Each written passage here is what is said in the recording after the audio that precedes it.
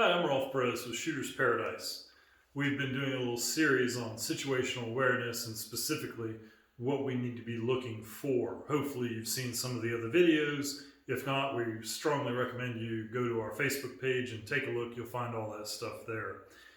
We've put together a list of 10 items that we believe people need to be looking for because you can look at something and not see it.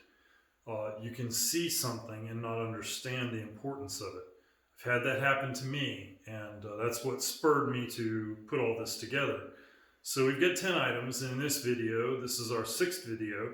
We'll have at least one more, and I might do a wrap up and put them all together in one short video at the very end. This video is going to address items number 6 and number 8 on our list. Number 6 would be abnormal hands or gait, and number 8 is grooming gestures. So, what in the world is that? Well, abnormal hands and gait indicate that a person is hiding something. If a person is looking to use a knife to assault you, they'd like to get as close as possible to you without you knowing that they have a weapon in their hand. So they're not going to hold the knife up and come towards you with the knife visible. You'd turn around and run.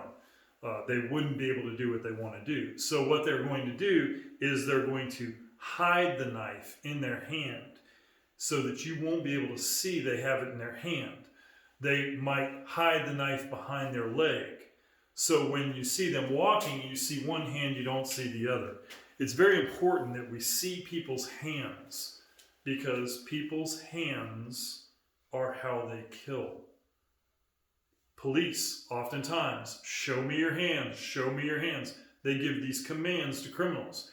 It's because the hands are what hold the weapons. The hands are what's used to hurt other people.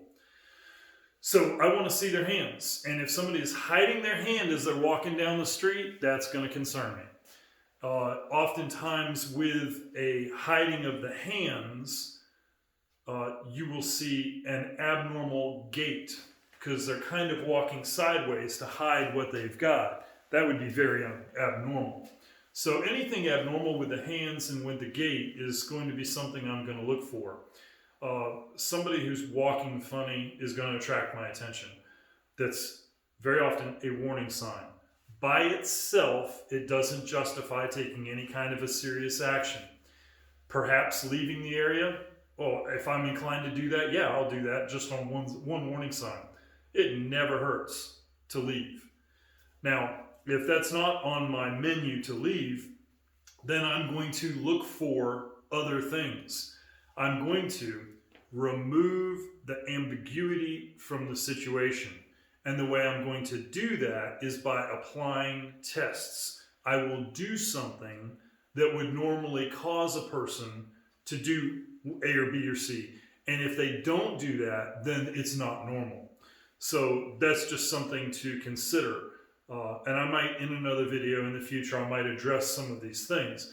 But we want to remove the ambiguity in the situation. The moment we see something, one item on this list of 10 pops up, we need to begin testing. Are other items applicable here? And if we find there are multiple items of the 10 that apply, get the heck out of there. There's no benefit in staying with multiple warning signs. That is the same as walking into a lion's den. When there are multiple warning signs, you must leave. So abnormal hands or gait. The one time a young individual got very close to me with a gun in his hand. He had his hands hidden inside pockets as he walked more than a block and a half down the street. Hiding the hands is a very bad thing. Anything abnormal with the hands is a cause for concern. Anything where the gait is abnormal is cause for concern, especially when the gait hides a part of the body, a hand. That's number 6. Number 8. Grooming gestures. Now, grooming gestures can kind of go hand in hand with this because you'll see people who will do this kind of thing. And this kind of thing by itself doesn't really look like it would mean much, this stuff here. But it comes from two places. Where we see this come from, number one, is a self-soothing action. So a person who's feeling stressed will rub their hands together. They'll massage themselves. These things will be done because, quite frankly, it's a form of massage. It feels good. It's soothing. So when I'm feeling stressed or hyped up, I can relax myself through self-massage like this. If I'm about to attack another person, I'm going to be stressed.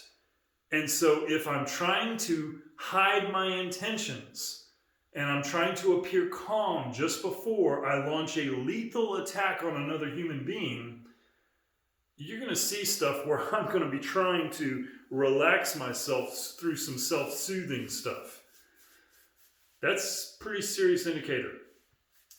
The other place that this comes from, the grooming gestures, number 8, the other place that it comes from is deception. Study body language. It's fascinating, very fascinating stuff.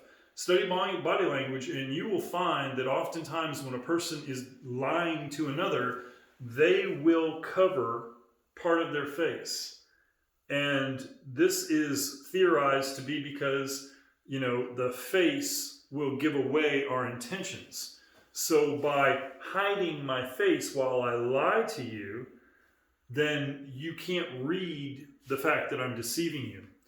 A person who is about to launch a lethal attack on another human being needs to deceive them to get close enough to launch the attack. Because if they had a knife in their hand out visible, the person would turn and run away and they might not be able to achieve their goals. So they need to get close enough and wait for the right moment to launch their surprise attack on this other individual. So any kind of a grooming gesture, oftentimes you can see this and it will be coupled with people who are following you on the street or mirroring you on the street. And you'll see them doing self-soothing stuff because they're worked up because they know they're about to engage in serious physical activity of attacking you, and they're trying to calm themselves down, and or they're trying to prevent you from being able to read their intentions by doing grooming gestures that cover the face and hide the intention of the individual. So again, this is one warning sign. The two of them together, abnormal hands and gait, and then number 6 and number 8, grooming gestures, that's 2 different warning signs. If I saw those 2 warning signs, abnormal hands and gait and grooming gestures, with somebody who was following me, which was a topic of another video, I am out of there. And I very likely might run away from there.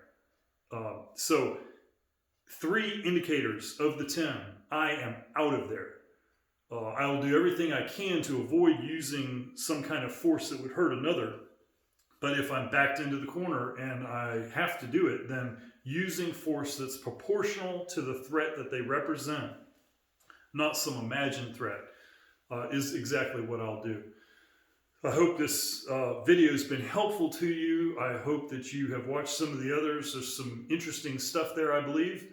Have a great day, live your life, and be safe.